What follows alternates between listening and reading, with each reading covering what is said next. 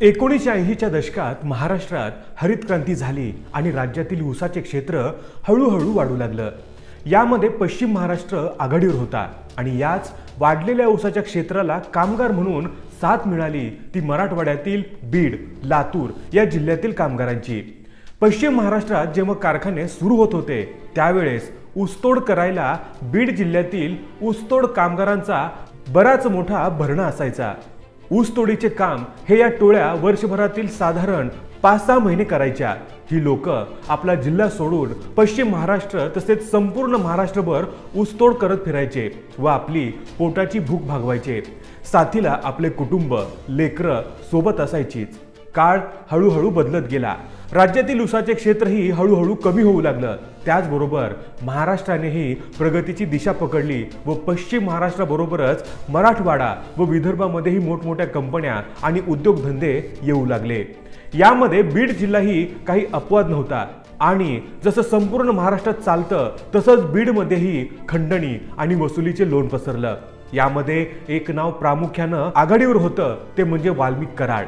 झटपट श्रीमंत होण्याच्या नादात येथील तरुण हा गुन्हेगारीकडे वळाला आणि कष्टकरी आणि ऊसतोड कामगारांचा बीड जिल्हा असलेला ओळख आता गुन्हेगारी पार्श्वभूमी असलेला जिल्हा अशी होऊ लागली।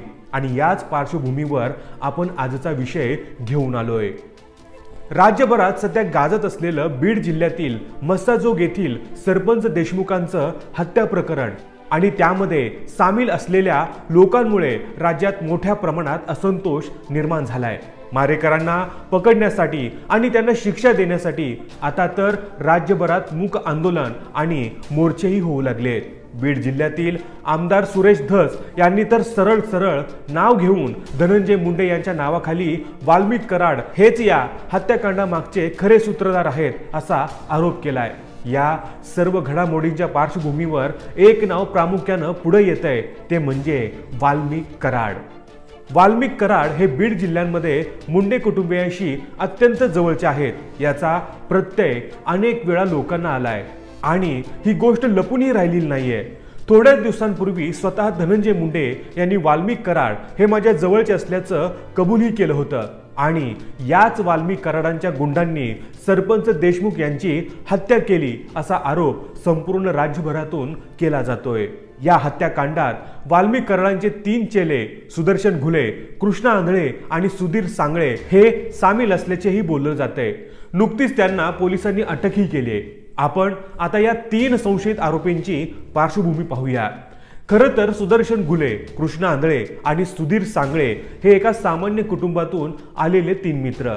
हे तिघेही ऊसतोड मुकादमासाठी काम करायचे।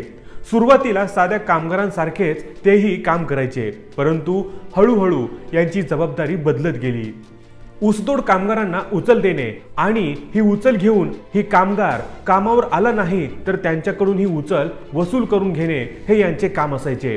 आणि याच वसुलीच्या कामाची दखल वाल्मिक कराडांनी घेतली व त्यांना आपले निकटवर्तीय म्हणून कामही सांगू लागला व त्यांच्याकडून दहशतीची कामही करून घेऊ लागला। या तिघांचीही पंचक्रोशीमध्ये मोठी दहशत होती। गावागावातील लोक या तिघांना घाबरून असायचे। सामान्य कुटुंबातून आलेल्या तिघांनी आपलं वेगळं अस्तित्व तयार केलं होतं।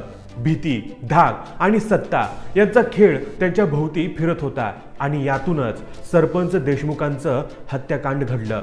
या हत्येच्या निषेधार्थ राज्यभरातून मोठ्या प्रमाणात असंतोष निर्माण झाला असून अनेक राजकारणी आणि सामाजिक कार्यात अग्रगणी असणाऱ्या संस्था या आरोपींना तसेच त्यांना साथ देणाऱ्या सर्व राजकारण्यांना अटक करा म्हणून सरकारवर दबाव आणू लागले आहेत। येणारा काळच ठरवेल यामध्ये कोण कोण सहभागी आहेत आणि त्यांना कशा प्रकारची शिक्षा मिळते। दर्शक हो, तुम्हाला काय वाटतं? कोण आका असेल या सर्व हत्याकांडामागचा? या आकाला हे महायुतीचे सरकार शिक्षा देऊ शकेल काय? तुम्हाला काय वाटतं हे आम्हाला कमेंट करून नक्की सांगा। तोपर्यंत तुम्ही पाहत रहा बोल बिंदास।